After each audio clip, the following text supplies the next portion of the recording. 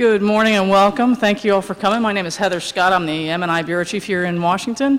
And I thank you for coming to this, what I think will be a quite important and significant event on a very timely and important topic of can a statesman survive in American politics today? We have a terrific panel here who I will introduce and then let them get going. I wanted to read just one excerpt from one of the authors we have here.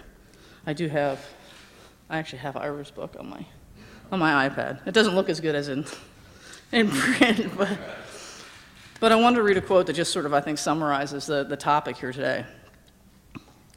I'm quoting, "What made the great Senate possible is a bipartisanism that is no longer present in our political system. That bipartisan spirit came in part from senators exercising independent judgment and being devoted to making the institution work. They loved the Senate, and they recognized the need to reconcile diverse viewpoints in order for collective action to be possible. But bipartisanship was also possible because many Republican senators were at least moderates or even progressives. In the search for a working majority, the leaders of the great Senate had a large field of Republican senators who were willing to come together with their liberal Democratic colleagues." So I think that adequately summarizes sort of the issue today that our panel will be discussing. And we will have time for questions afterwards. Let me just introduce the panel. We'll start in the center with Congressman Bill Frenzel, who was a Republican congressman from Minnesota, served in the House from 1971 to 1991. Among his accomplishments, Bill rose to become the top Republican on the House Budget Committee and was widely regarded as one of the leading fiscal experts in Congress. Since 1991, Bill has been a guest scholar at the Brookings Institution, where he has continued his work on fiscal issues.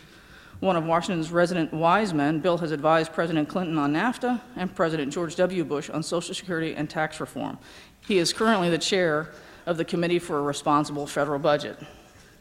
Next, at the end of the table here, Ira Shapiro. Ira is an international trade lawyer in Washington and a former Senate staffer, former ambassador to the USTR's office. He continues his work actively on WTO matters and trade issues related to Japan. And I will just say as an aside, I used to cover Ira at the USTR in the days when the USTR was an interesting place. And more important for this panel, he's the author of the book, which I mentioned, The Last Great Senate, Courage and Statesmanship in Times of Crisis. And our final panelist on the end, John Shaw, who's been a fantastic congressional correspondent since 1991 for MNI, and is considered really one of the deans of the press corps up there. He reports frequently on fiscal policy and other economic issues, and sometimes on the Fed even. He's a contributing writer to the Washington Diplomat magazine, and has recently published his third book, Richard Lugar, Statesman of the Senate, which I also have a copy of. So gentlemen, I give you the floor. Congressman Frenzel. Thank you very much.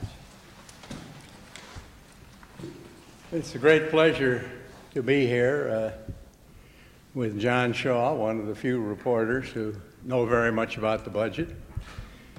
And now I discover he is a closet observer of statesmanship, which is a handy thing to know. And Ira Shapiro, a friend from some of the old wars many years ago.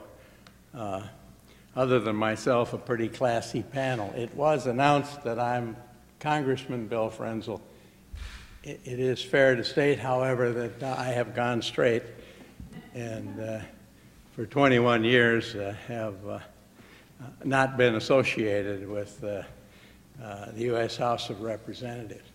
Statesmanship is something that's fun to talk about, particularly when it looks as though it's in danger of passing from the scene.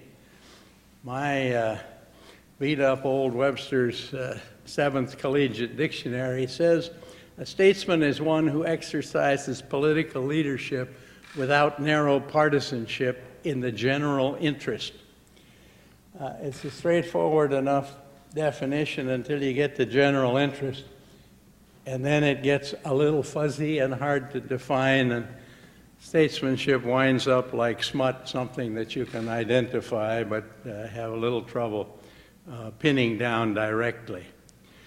In our Madisonian form of government, almost nobody gets the whole loaf. the statesmen don't normally work for crumbs, but they try to get enough slices of bread to claim substantial policy improvement. They regularly face the choice, is there enough potential good in this proposition that I must help enact it, despite the fact that part of it may offend my party or my personal position? Or is it, on the other hand, bad enough that I have to oppose it, even though it has worthy goals and purposes?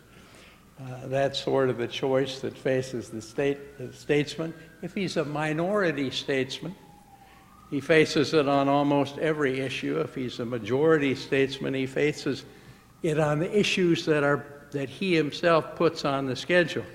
Now, I don't mean to make statesmen exclusively masculine, but I probably stick with, because that's what the word is, statesman. I'll, instead of saying he, she, I'll say he. It used to be that foreign policy statesmanship was a good deal easier than domestic policy statesmanship, because it was on domestic policy where the parties had the widest divergences and the strongest feelings. Nowadays, however, the idea that partisanship ends at the water's edge has itself ended, and foreign policy is becoming a less safe haven for those statesmen who have chosen it as a refuge in the past. John Shaw's book, The Statesman of the Senate, shows vividly that statesmanship has existed and in fact has flourished in the competitive arena of the U.S. Congress. Good news is that there are still a few of them left. The bad news is demonstrated by the Lugar primary, which occurs tomorrow, and that in our polarized society, statesmanship has become a very risky business. Congressional statesmen are becoming rarities. Close observers of the Congress regularly and loudly bemoan the fact that political competition has been raised to the level of full-time, full-scale war. Real political debate has been abandoned. The right and left do not deliberate. They throw insults at each other. The voters don't seem to mind. For me, this warfare has different aspects. One of them is inter-party warfare. That's the Republicans versus Democrats. And that our system has always had spirited competition, which sometimes, like now, seems more like mortal combat. But that's not as dangerous as the intra-party warfare, which is indulged in by both parties, which creates purges to keep the parties' programs and their representatives pure and usually extreme. Inter-party warfare inhibits statesmanship. The second is much more likely to kill it.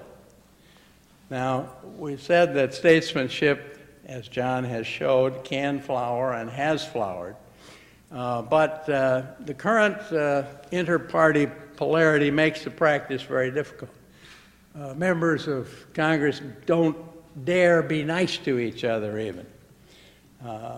Many chairmen cannot take a chance on making a member of the other party look good. What used to be the opposition in Congress is now the enemy.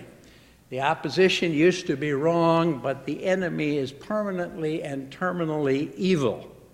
The enemy must be defeated, exterminated, its cities burned, and its fields sown in salt. In this kind of debate, bipartisanship may not be dead, but its vital signs are flickering.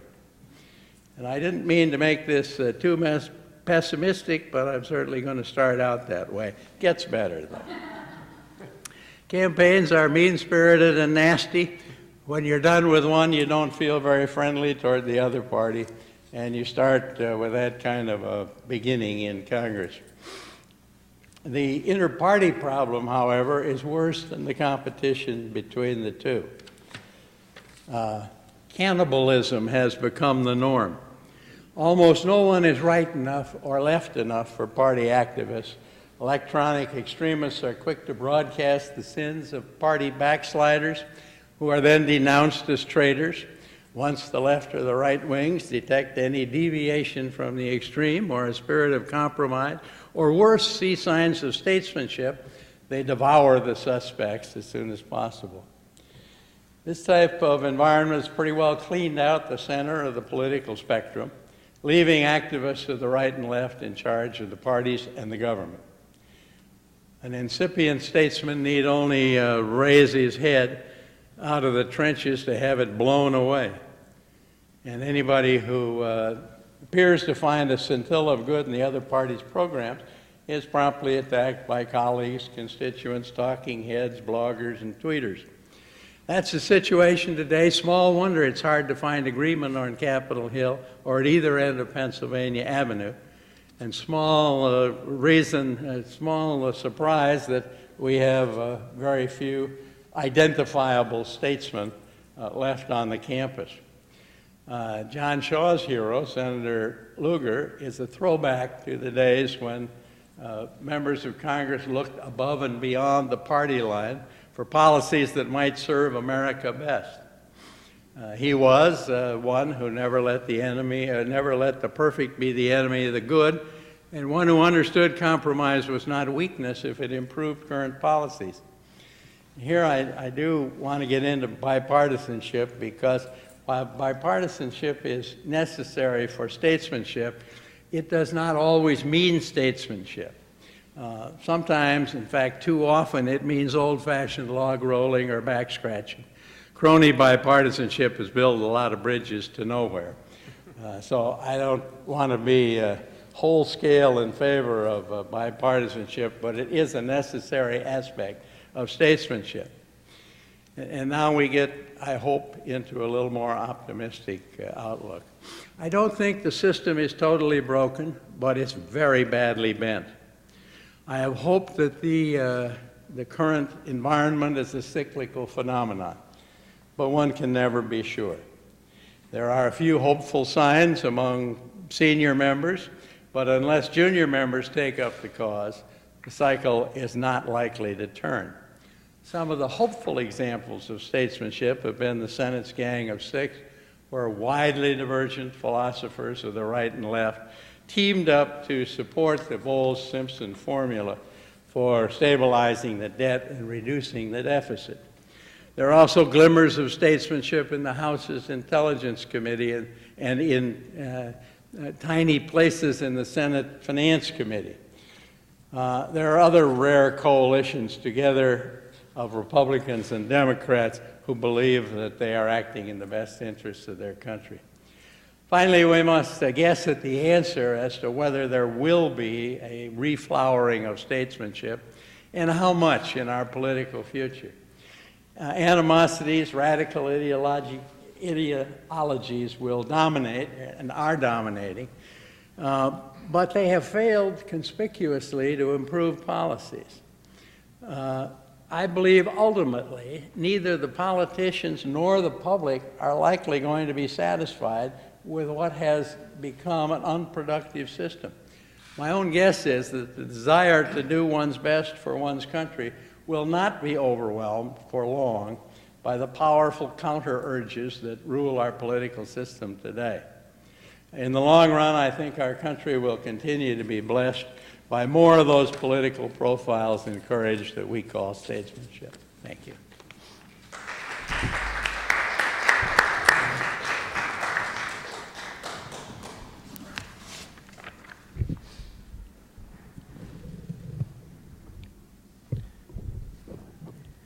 I'm Ira Shapiro, and thank you very much for being here today. I want to thank John Shaw particularly for reaching out to me to say that he thought that our two books had something in common and that it would be great if we did an event together. I think he's right that the books have something in common, but that kind of generosity and sort of asking someone to join you for an event is just really wonderful, so I thank you, John. I want to say a fond word about former Congressman Bill Frenzel. if there is a definition of statesmanship that generally applies, I think most people in Washington would say that Bill Frenzel fit that category. We worked together on some of the trade agreements that people love to hate, notably NAFTA, and he has always been the epitome of not just bipartisanship, but wisdom, bipartisan wisdom. And so it's great to be on a panel with him.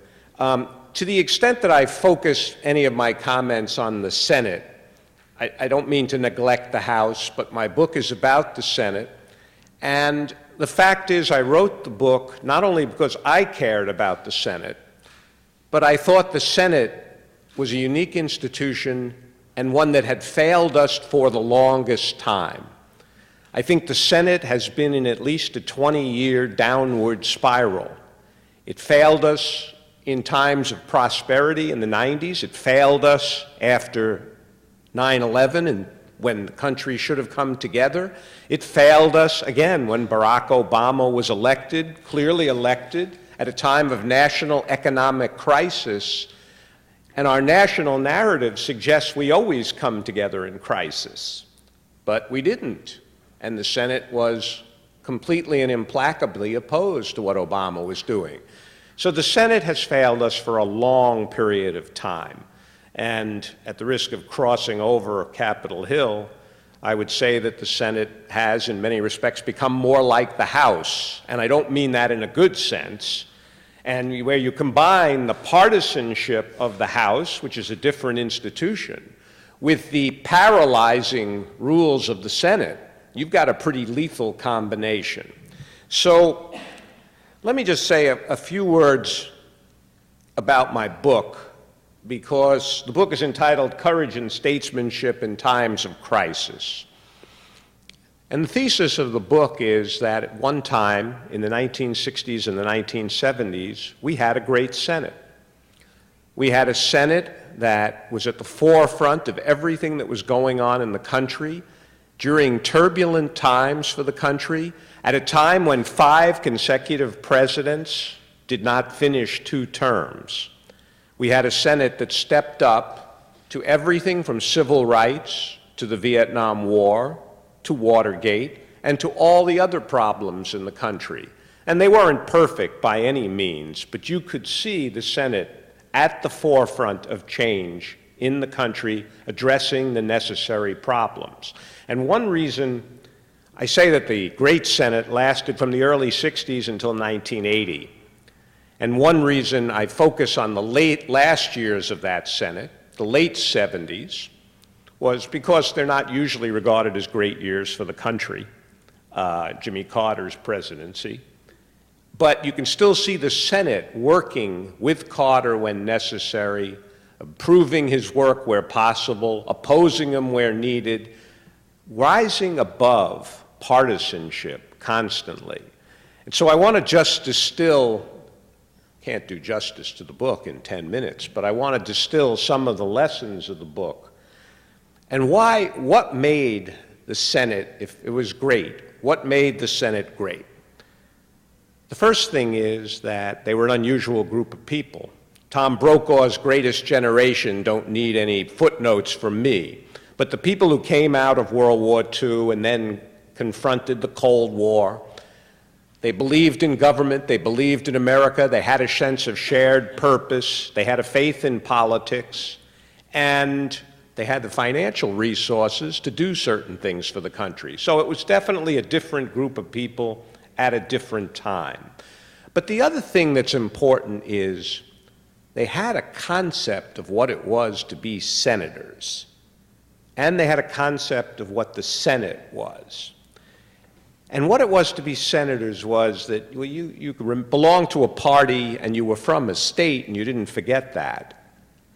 But your North Star was the national interest.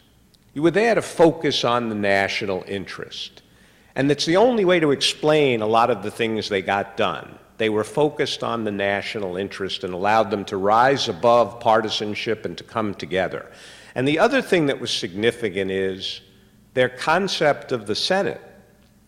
And I think Bill Frenzel would be very conscious of this. They had individual agendas, but they believed that the Senate was a body that had to take collective action, that it had to come together at some point. So that meant you could debate and you could fight, but ultimately there had to be that moment of principled compromise, negotiated outcomes, votes up or down, rare filibusters.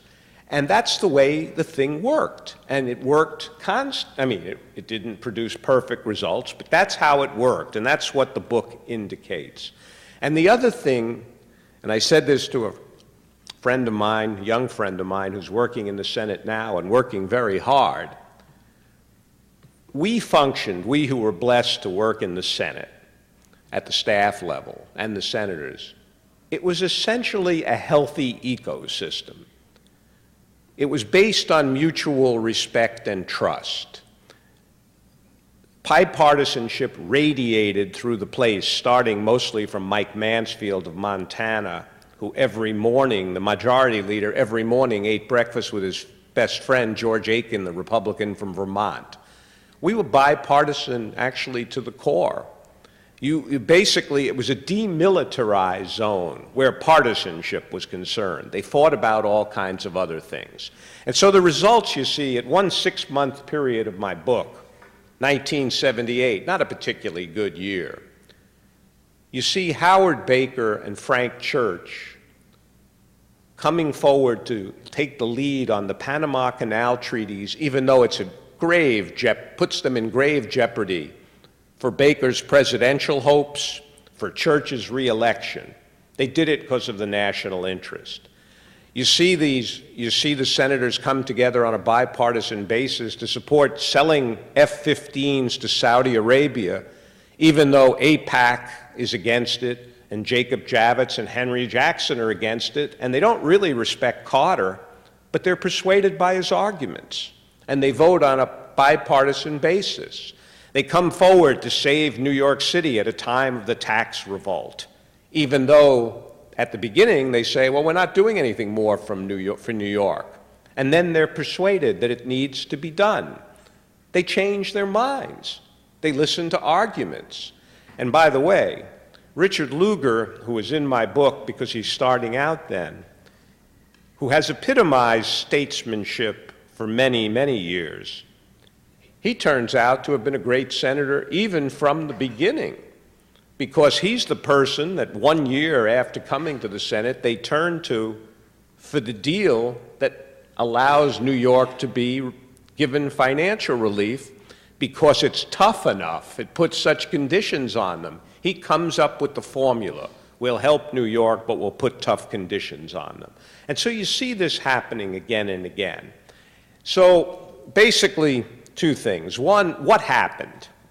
Well, I don't want to get too partisan, but what happened is the great Senate shattered in 1980.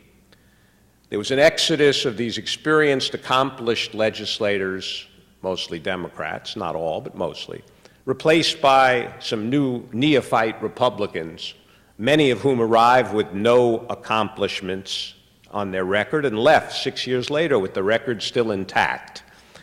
But then what you see happening, and I think Bill would attest to this, in the 80s, you see the Senate kind of recomposing itself. A lot of good senators still there. They remember how to do the work of the Senate.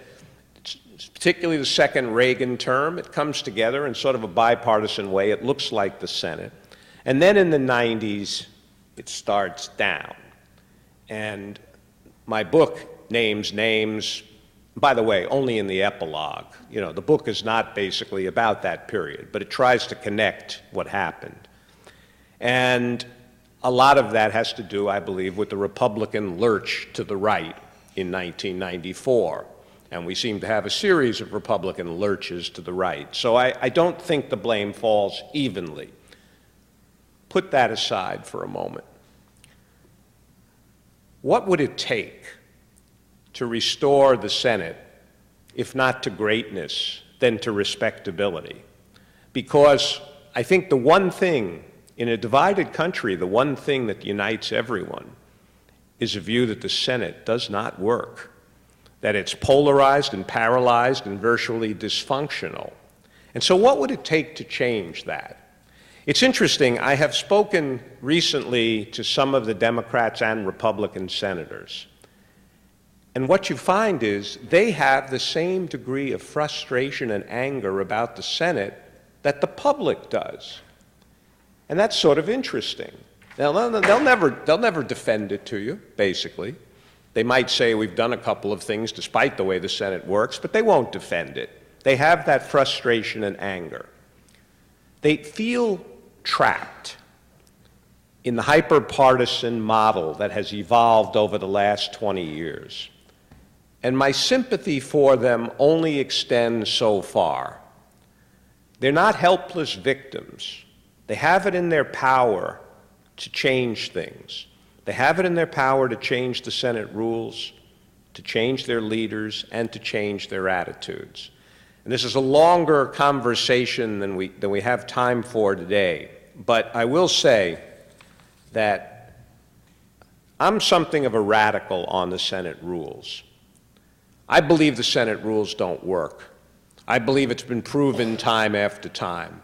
Robert Byrd in 1979, who loved the Senate and revered the Senate, predicted that someday it would be paralyzed if we didn't change the rules fundamentally, and sadly he was correct. If the proverbial man or woman from Mars dropped in to look at the Senate and heard that it worked on unlimited debate, it worked by unanimous consent, it worked and mandated that you had to consider non-germane, that is, irrelevant amendments, that person would say, this sounds like a formula for paralysis. And that's exactly, in fact, what it is. If you have a set of rules that can be used, not abused, used, according to the way they work, to paralyze the Senate, that's not a good set of rules.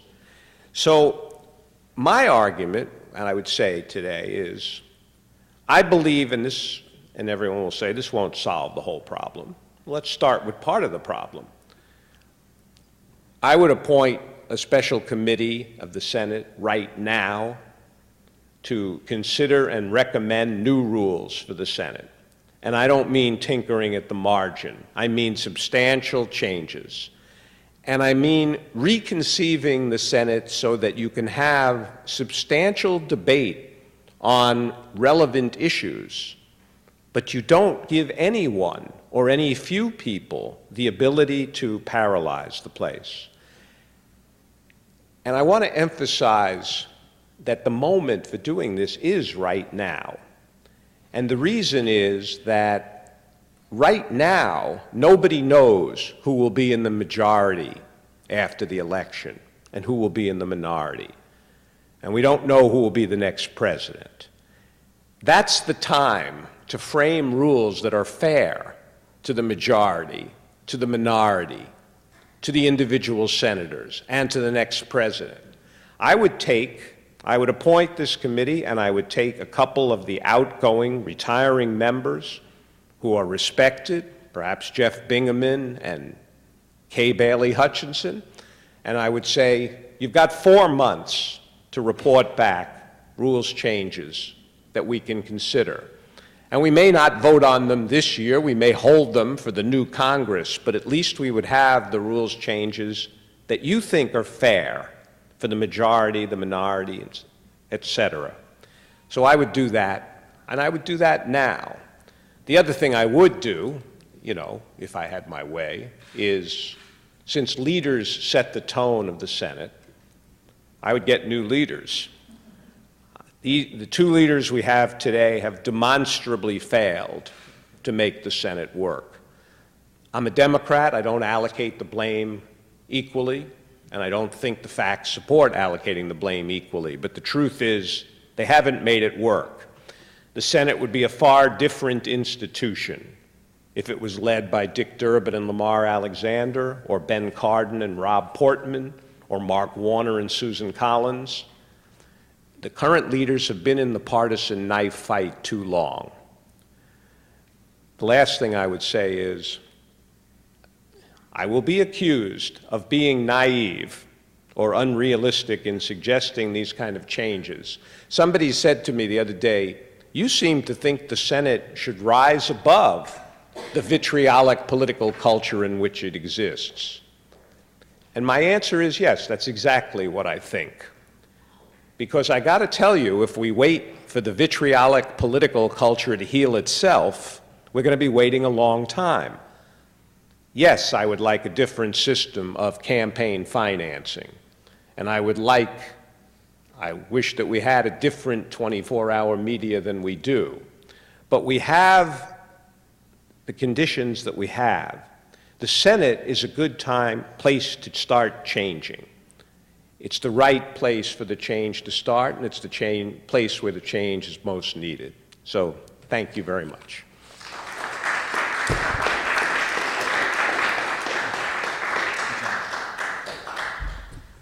Well, thank you all for being here. It's great to be here. And Heather, thanks so much for organizing this. And it's great to have such a good group of co-panelists. I just got to know Ira in the last couple weeks. We've been exchanging emails and talking and had breakfast on Saturday. And I can say, and it's not just because we're on the same panel together, I've been reading his book, and it's a wonderful read, wonderful storytelling, very vivid account of the Senate of the 70s, 60s, and 70s. And I really do recommend everyone read it. Go on Amazon and get your copy, and then I'm sure Ira would be more than willing to sign it. I'd also like to thank, of course, Bill Frenzel. I've been interviewing Bill regularly since 1991 when he started at Brookings and I started at Market News. And Bill is one of the few people in the world that you can talk about the federal budget and end up the conversation laughing. The topic itself is not particularly funny, and certainly the way it's playing out in recent years is not very amusing, but Bill always has a kind of an interesting and delightful description of what's happening. I'd like to spend a couple minutes talking about statesmanship through the prism of Senator Lugar, who I've written my book about. And I want to talk about sort of the qualities of statesmanship that he displays, but also talk about the campaign that's unfolding now and kind of look at the issue of whether he has been able and willing to run his re-election campaign on the basis of being a statesman, or whether he's felt that is sort of too dicey of a thing to do and has had to sort of reposition himself. Lugar has been someone that's interested in me since I've started covering Congress in 1991. And what's striking is that when people talk about Lugar, the word statesman comes up a lot. And yet there's not a lot of other people, maybe apart from Bill Frenzel and a few others, that you think about when you think of statesmen.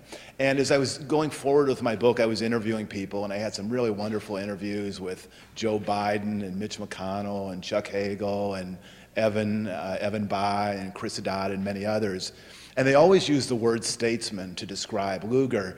And I would try to press and get a little bit more precise definition. And a lot of times they couldn't really offer a precise one, but as I thought of their comments and just sort of thought about his career and thought about the careers of others, I came up with sort of 5 or 6 elements of statesmanship. And Bill and Ira touched on them in their remarks too, but the first one and the most obvious is someone who's working to advance the long-term national interest, the interest beyond the next election. A second thing would be a willingness to take some political risks to advance that agenda. Willingness to sort of stick out their neck and actually be willing to lose an election. A third element would be a willingness to work with the other party to accomplish things. Another element would be a willingness to break from their own party to accomplish difficult and important things. Another thing which intrigues me is that statesmanship, I think, involves a willingness to work on issues in which there is no short-term political payoff, to sort of do good things when no one is watching, in effect. And I think the final piece would be just a willingness or an ability to accomplish things, to get things done. You can have the greatest objectives in the world, but if you don't have some sense of how the system works and how things come together, a lot of your best intentions can be somewhat futile. In my book, I don't argue that Dick Lugar is the perfect statesman, and it's interesting because as I look at his career, there are moments of really great statesmanship. There are also, frankly, some disappointing chapters in which I've sort of wondered why he didn't quite rise to the occasion. In the mid-'80s, he did some, and he was actually relatively new at that point, made some important moves to pass sanctions legislation against the apartheid regime in South Africa, against the express wishes initially of the Reagan administration. He also pushed Reagan very hard to recognize Corazon Aquino as the victor of the Philippines election rather than Ferdinand Marcos. As Ira's book points out, he did some really interesting and creative work to provide loan assistance to New York at a time when there was no perhaps immediate political payoff for someone from Indiana to do that. So I think that, I do think that he has sort of a basic inclination towards statesmanship, but it's like any human being, it's uneven, and there are certain seasons and he's been really good, and others I think less so. Two examples I might want to touch on briefly, because I think they reflect a bit on Lugar, but also kind of send the message that statesmanship sometimes happens quietly, and it's not necessarily big and dramatic stuff. The first is this program that is his signature program, the Nunn-Lugar program, which is a program that he developed with Sam Nunn in 1991 as the Soviet Union was coming apart. And this program is designed to locate, secure, and dismantle weapons of mass destruction. Initially, it was focused on the Soviet Union, has since broadened throughout the world. In fact, the senator took a trip to Africa there a year or so ago to see how the program is working there. And it's one of these government programs that actually sort of boasts and overperforms. We only spend about $1 billion a year. It's done some, I think, magnificent things to secure weapons of mass destruction. Lugar works at it doggedly, tracks its progress, knows the mid-level officials who are actually implementing it, takes trips to see how it works on the ground. I took one trip, and we went to Russia, Ukraine, and Albania, and it sounded like fun when I saw the itinerary, but it was grinding hard work, long hours, tedious details. And he's one of the, I think, these few senators who has both a landmark law under his name, but has also spent 20 years seeing how the law has been implemented and is making sure that it's implemented well. A second example I might point to is the START Treaty, an arms control treaty that was approved with Russia in 2010. And here it was sort of Lugar at his best. He thought the treaty was in the national interest. It was the Obama administration, but he thought it was still in the American interest, so he was going to work with it to get the treaty passed. He was candidly not treated well by the Senate Republican leadership. Senator McConnell had designated him formally as the point man because his committee had jurisdiction, but then he brought in John Kyle as sort of really the de facto lead person. And a lot of senators would have been really furious and really angry, but Lugar just rolled up his sleeves. He went to work. He understood the political forces that were making McConnell reach out to Kyle, worked on the treaty doggedly. And it was interesting, a couple parts of it were interesting to me. First of all, he wrote some wonderful letters, dear colleague letters, explaining the treaty that were very, very fair and balanced and really kind of models of fairness. The other thing that was really interesting was the debates. If you've watched congressional debates, you know that many lawmakers embrace a technique that you learn sort of in high school debating, in which you summarize your opponent's position in the most ludicrous, implausible way, effectively constructing a straw man and then demolishing it. But Lugar is one of these people who actually will recite the opposing view, but oftentimes with a more succinct, compelling way than the proponents do. And he just says, okay, critics say this treaty does the following things, has the following weaknesses on missile defense, and they're right. There are some deficiencies, but in the end, I don't think they make it less valuable. So there's just sort of a basic fairness about him that I think was really in evidence in this treaty. And there was also a toughness. As the treaty debate was unfolding, Kyle actually wanted to push it off until 2011.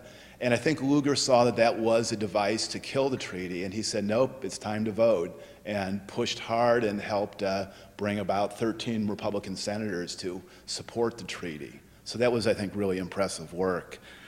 As I was finishing my book in 2011, I had to sort of confront a big question, which was, how do you have a senator who's this respected, this revered in Indiana, fighting for his political life? I mean, why Why is he scrambling to survive? And we will find out tomorrow if he's able to. I think there were some big headwinds that have been operating against him that he's been battling against. The first is, as we all know, Congress is deeply unpopular. And there is this, I think some polls have approval at high single digits. And so I think there is a sort of guilt by association factor that has hurt Lugar, particularly someone who's served for 35 years, 36 years, and his opponent has been able to sort of say, you know, this guy is part of the problem. I think the second piece that's been hard for Lugar is that his brand of republicanism, which I think is a lot like Bill's, which is fiscally conservative but with an internationalist foreign policy, is no longer in ascendancy. It's not the approach to republicanism that is dominant now. I think there's much more focus on social issues and wedge issues, and it's not a sort of a type of politics that Lugar is particularly comfortable with. Third, I think Lugar's overall tone, which is moderate, civil, polite, respectful, is out of sync with the sort of dominant tone in Congress generally, but I think also the Republican Party, which is angry, frustrated, combative. And I think that his sort of language and his arguments seem a bit out of sync with the prevailing tone. And then lastly, I think the Senators has cast some votes in the last several years that have angered the base. I think they are within the mainstream of American politics, but for example, he's voted for Obama's 2 Supreme Court justices, saying they wouldn't be the people I would choose if I were president, but they're within the mainstream, they're competent people. You know, it seems reasonable that I should vote to confirm them. I think this was something that was true in the Senate that Ira writes about so well, but has become less and less the case now. The campaign has surprised me in some respects. I think that the senator had a kind of a big strategic option or alternative as he was thinking about the race.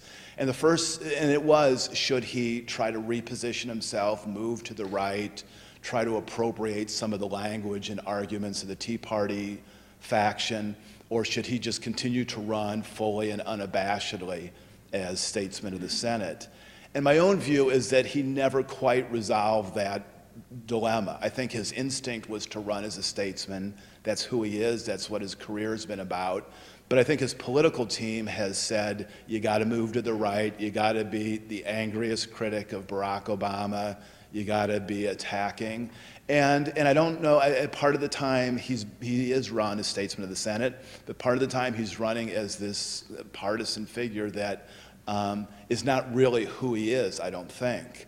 And you know, you can blame his political team for this, but I mean, ultimately, you know, he had to decide, and to me, it just shows his ambivalence. Showed that this whole question of, you know, can statesmanship be a politically viable strategy now, is something that he wasn't even certain about.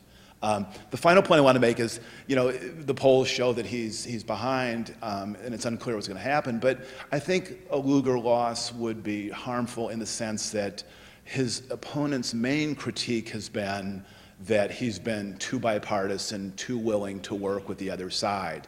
And I agree with Ira entirely. I don't think bipartisanship is the same as statesmanship. They're related terms, but they're also distinct.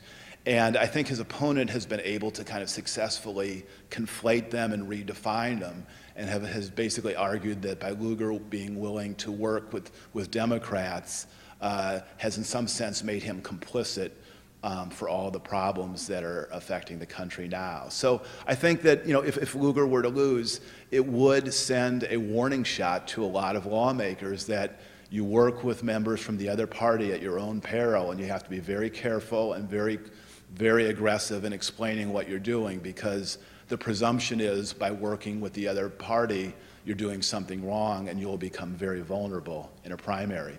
So let me stop there and let Heather come up here, and we'd all be willing to answer any questions you might have. So thank you very much.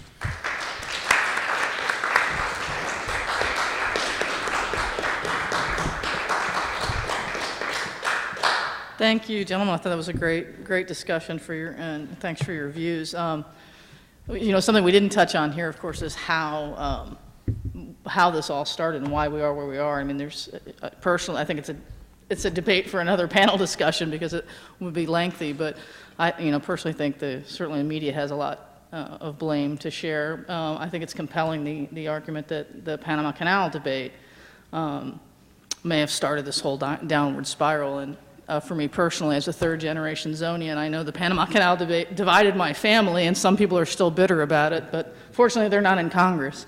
So, but we're not looking back, we're sort of looking forward as to what will happen now, how it will evolve. Ira suggested some things that should happen, and Bill, you said, this can't really continue the way it is because it's not working. Things aren't getting done.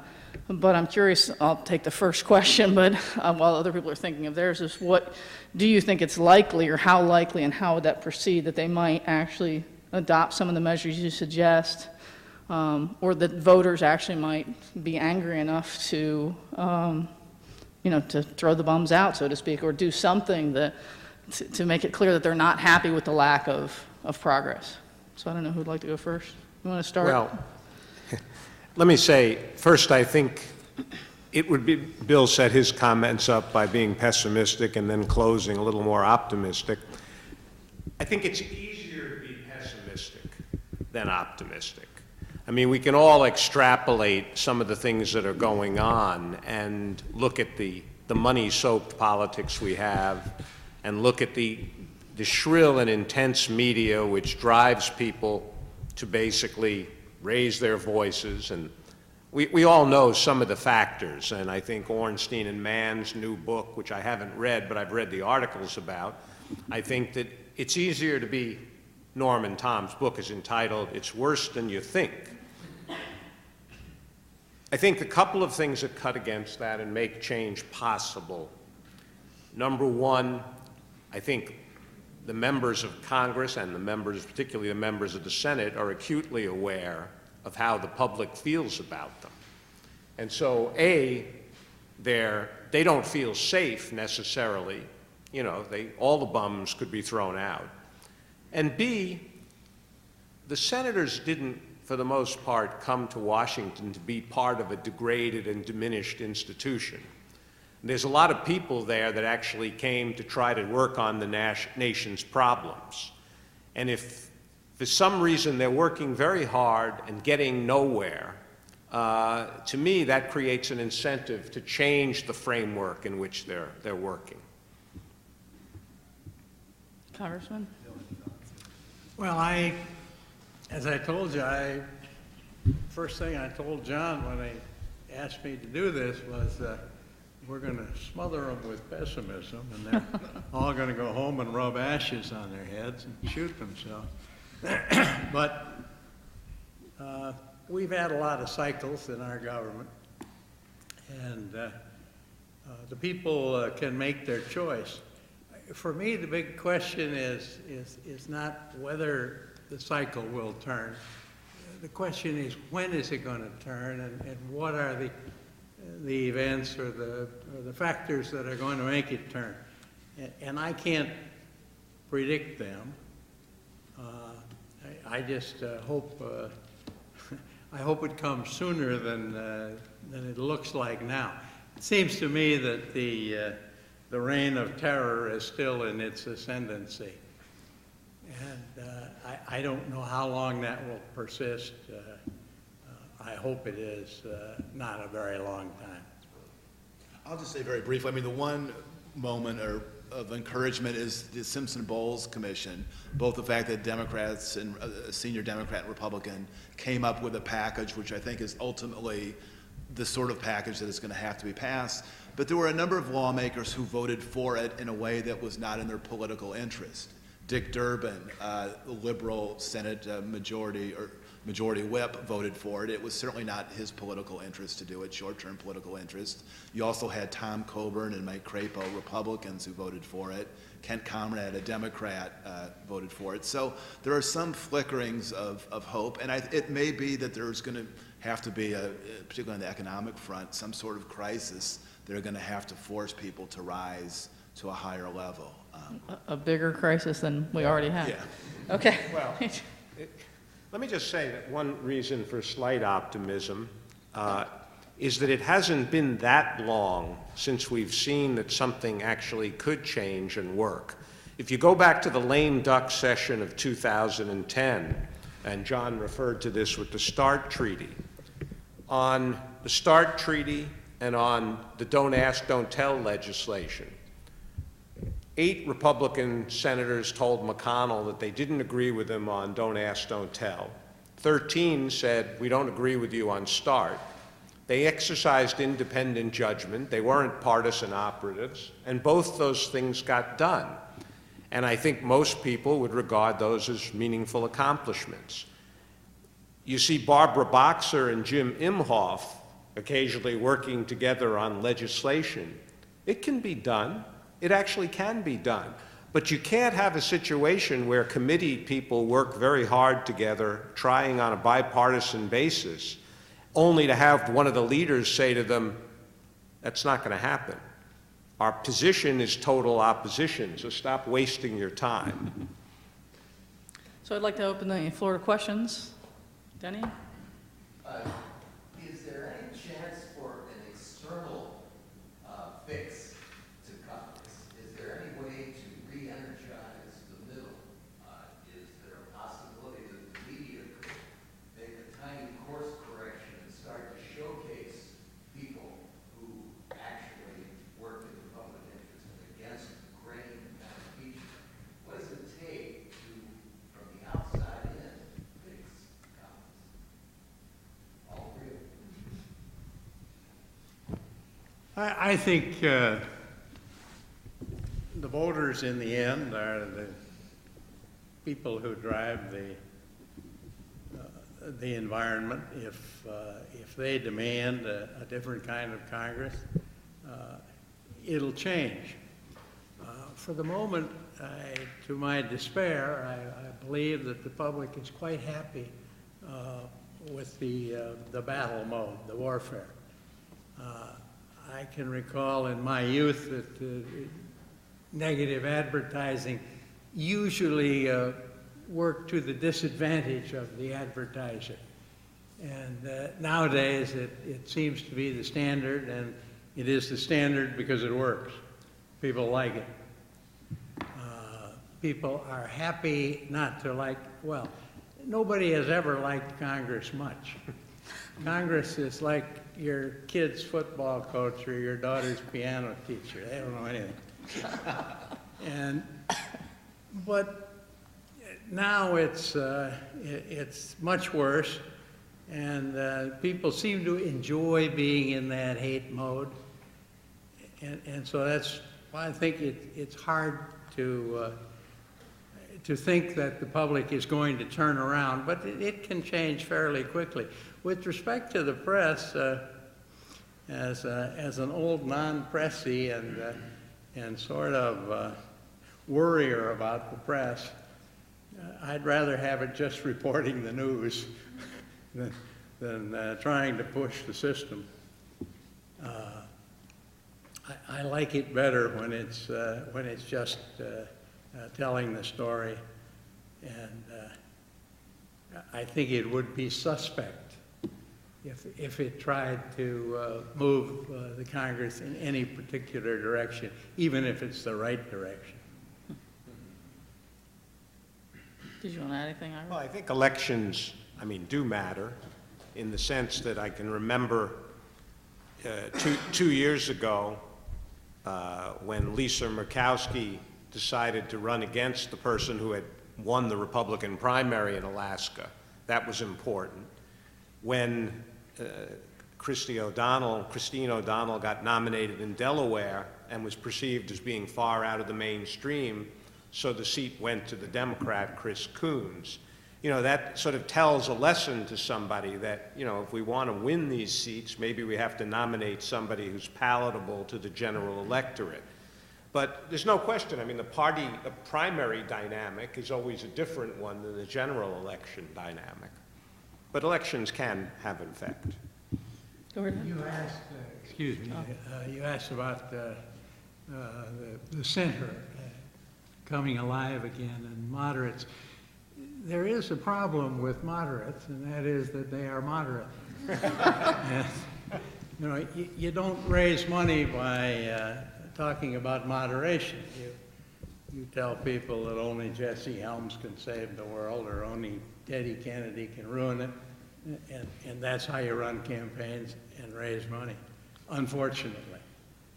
And I think to get a rise in the center, the last time I saw much of it in my party was in 1952, the Eisenhower phenomenon, where you have a great beloved character who can be your leader. Well, we had another potential one a few years later, Colin Powell, I think, who chose not to run. Those people don't come around very often. I wish we could find one, but I don't see any on the horizon. Go right ahead. Good morning, Caterpillar, and I have a confession. I may be the only one in this room who's actually given money for Dick Lugar to run for president, and Ira Shapiro to run for Congress. I don't think credit I would give either of them more. I say that as a token. You know, we talk about this a lot, and a lot of it's brought out in our book and in the conversation on all the changes that have taken place that have reduced the lack of civility and lack of statesmanship. But the other thing we're chatting, we're talking about even problems us. I mean, for us growing up, all our parents were World War II vets. We all watched the same TV shows. We can all count the discussion about the TV show Combat. And we used to love to sit for a gap so that night so we could actually watch it and replay it very quickly and crack the whole next week. But we all watched the same news. Essentially, we really kept our views between the 40s. And you can see that with the Nixon Kennedy debates and what have you. They're phenomenally thoughtful, they're phenomenally close on a lot of issues. And my question is there a way we can sort of take baby steps toward the middle by collectively walling off certain areas that, both sides agree to play by Marcus Pooleberry rules, whether it's foreign affairs or whatever, and sort of learn by doing, and have other issues where it's just going to be a rock and sock fight, and we all know it, and no rules at all. Just something that sort of gets us to at least on some of the big issues, whether it's long-term deficits or whether it's defense or foreign affairs, where we can sort of both sides wall off an EMZ type situation.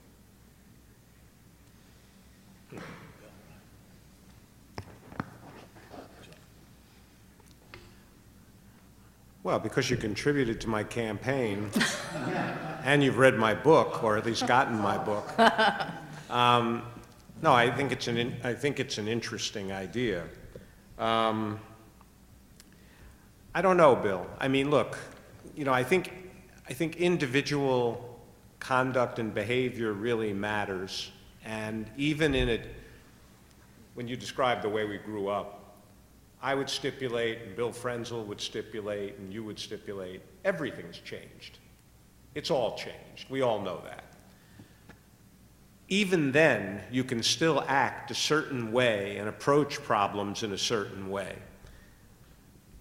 If Barack Obama, when he was elected in the midst of a national economic crisis, if the other side had reached out to him and reached back, in my view, that would have made a difference. It would have made perhaps for a faster economic recovery, but it also would have promoted public confidence. People would have said, that's, we're in a crisis, people are reacting that way. But it didn't happen. You always have some individual choice. You will remember, and I bring this up because Congressman Frenzel cares about trade issues too. I mean, everyone in this room probably does. In 2008, 35 Democrats signed a letter in support of the Colombia Free Trade Agreement at a time when Hillary and Obama were against it. It wasn't in our interest to sign that letter, but we thought it was the right thing to do. I mean, ultimately, you've got to have people who are willing at their own level to just sort of do what Mark Twain said, do the right thing. It'll impress some people and astonish the rest. I think, Bill, we have to look for those niches where we can find ways to work together. Somebody, I think it was John, mentioned quiet statesmanship. And quiet statesmanship is what we see most of, because that's where you get your head shot off least of the time when you're being quiet. And you need to find places where you have some kind of general agreement and allow the brothers and sisters who like the rowdy street warfare to have their fun on the budget, say, but perhaps national security or certain aspects of it might be areas where you could have a more rational kind of discussion, the kind of debate that Ira described, which brings you to some kind of conclusion. That struck me as being the big difference. Nowadays, when members of Congress come to Washington, they come to make war, not to make law. They come to stop things. They come to kill Washington or destroy the Congress or whatever. And if you know eventually you've got to solve the problem, it sure helps a lot. But I don't know how you draw those lines. I think it's up to the individual members to try to find the niches and the areas where they can work together. And I suppose the Gang of Six and the Cooper-La Tourette crowd gives you some hope that there are going to be a few around. But unfortunately, in 2008, I guess it was, the Democrats tore the Republican center to pieces, and then we returned the compliment in 2010 and eliminated most of the blue dogs. And so there is no center anymore, so there's very few people in there looking for a center. What's the view from the press corps, John? No, I mean, I mean, picking up on one of Denny's points about just, you know,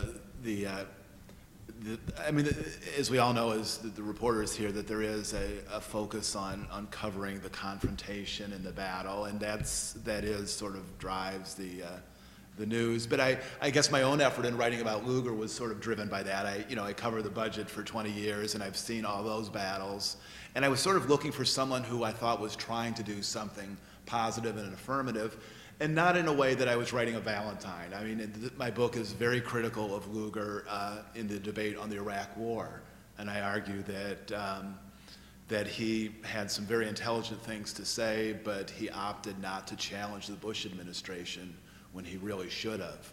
So, I think it is important to, as reporters, to cover the battle and the confrontation, but I think it's also helpful, just out of interest, to identify those who are trying to do something constructive and at least writing about it. You don't have to take the side or be an advocate, but at least describe those who are trying to solve problems. I remember, John, I thought the best part about what I laughingly call my political career was that I labored in blissful anonymity. My constituents hardly knew that what I was doing or that I existed.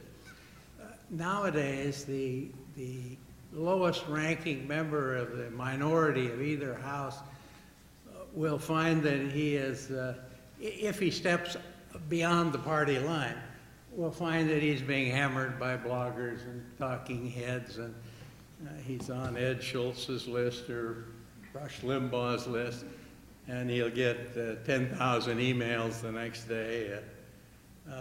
So it is, it's kind of difficult. It's a real-time wired world we live in, and we're seeing some of the consequences of it. A lot easier to be Edmund Burke when nobody knows what you're voting for. I think that's absolutely. I think that's absolutely true, but I do think that in the Senate, which I know a little better than the House, some of the senators, the Republican senators who tend to be moderate or try to be moderate, feel more pressure internally even than they do externally. I mean, they feel that their leader and the caucus really puts the thumb screw on them, and makes it very difficult for them to be independent. I think we have time for one more quick question. I saw a hand here. Go ahead. Your comments on Lugar, which I thought were interesting, and I've always respected him, but he's also made a couple of really bad mistakes, both in terms of home state policy, not having a residence for 30 years, and also apparently some campaign residence he just talked about events that issue weren't ones of interest to his visitors. How do you balance that? Obviously, it's all great to be a statesman here in D.C., but isn't one of the first moves you to get elected or get reelected? So how do you balance that? And also what makes you really dumb states? Who are you so great despite this great career? Yeah, no, in fact, one of my chapters in my book is called Tending to the Home Front, in which I describe how Lugar has kept in touch with the folks in Indiana. And for 36 years, 6 terms, he's done a pretty good job. I think part of it, he's been such a revered figure that he has not been challenged very much. In fact, in 2006 ran unopposed. And there's no doubt that, had he had formidable competition earlier, like the residency issue. I mean, he owns a farm in Indiana. I went out there and visited it. So he obviously is deeply connected to the state, but he did what I'm sure Bill did when he entered Congress in the 70s, which was, it was much more prevalent to move families out to Washington.